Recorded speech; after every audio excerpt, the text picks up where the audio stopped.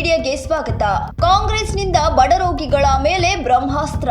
ಕಾಂಗ್ರೆಸ್ ಸರ್ಕಾರದ ಆಡಳಿತದಲ್ಲಿ ಗುಬ್ಬಿ ಮೇಲೆ ಬ್ರಹ್ಮಾಸ್ತ್ರ ಎಂಬಂತೆ ಬಡ ರೋಗಿಗಳ ಮೇಲೆ ಬ್ರಹ್ಮಾಸ್ತ್ರ ಹೂಡುತ್ತಿರುವ ರೀತಿ ಕಾಣುತ್ತಿದೆ.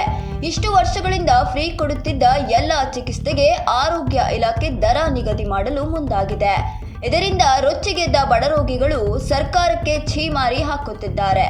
ಸರ್ಕಾರದ ಈ ಚಿಕಿತ್ಸಾ ದರ ನಿಗದಿ ವಿಚಾರವನ್ನ ಖಂಡಿಸಿದ್ದು ಬೇಸರ ಹೊರಹಾಕಿದ್ದಾರೆ. ಬೆಂಗಳೂರಿನ ವಿಕ್ಟೋರಿಯಾ ಆಸ್ಪತ್ರೆಯ ಇತಿಹಾಸದಲ್ಲಿ ಮೊದಲ ಬಾರಿಗೆ ಫ್ರೀ ಕೊಡುತ್ತಿದ್ದ ಚಿಕಿತ್ಸೆಗಳಿಗೆ ದರ ನಿಗದಿ ಮಾಡಲಾಗಿದೆ.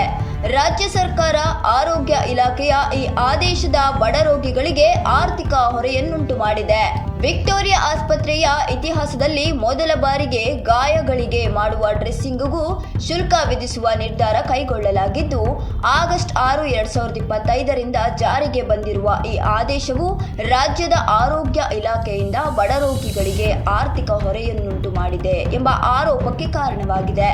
ಈ ಕ್ರಮವನ್ನ ಬಡವರ ಮೇಲೆ ಬ್ರಹ್ಮಾಸ್ತ್ರ ಎಂದು ಟೀಕೆಗಳು ಕೇಳಿಬರುತ್ತಿದ್ದು, ಈ ನಿರ್ಧಾರ ಸಾರ್ವಜನಿಕ ಆರೋಗ್ಯ ವ್ಯವಸ್ಥೆಯ ಮೂಲ ಉದ್ದೇಶವಾದ ಉಚಿತ ಚಿಕಿತ್ಸೆಯನ್ನ ಒದಗಿಸುವ ಗುರಿಗೆ ವಿರುದ್ಧವಾಗಿದೆ ಎಂದು ಆಕ್ಷೇಪ ವ್ಯಕ್ತವಾಗಿದೆ. ವಿಕ್ಟೋರಿಯಾ ಆಸ್ಪತ್ರೆಯು ಬೆಂಗಳೂರಿನ ಪ್ರಮುಖ ಸಾರ್ವಜನಿಕ ಆಸ್ಪತ್ರೆಯಾಗಿದ್ದು, ದಿನನಿತ್ಯ ಸಾವಿರಾರು ಬಡವರು ಮತ್ತು ಆರ್ಥಿಕವಾಗಿ ದುರ್ಬಲರಾದವರು ಚಿಕಿತ್ಸೆಗಾಗಿ ಇಲ್ಲಿಗೆ ಆಗಮಿಸುತ್ತಾರೆ.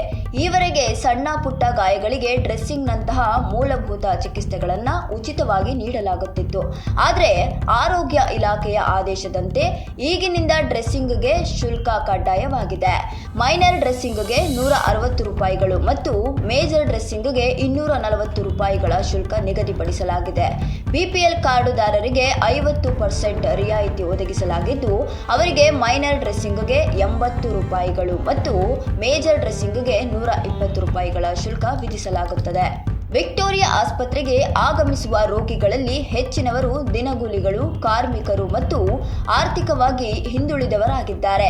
ಇಂತಹವರಿಗೆ ₹160 ಸಣ್ಣ ಮೊತ್ತವು ದೊಡ್ಡ ಆರ್ಥಿಕ ಭಾರವಾಗಬಹುದು.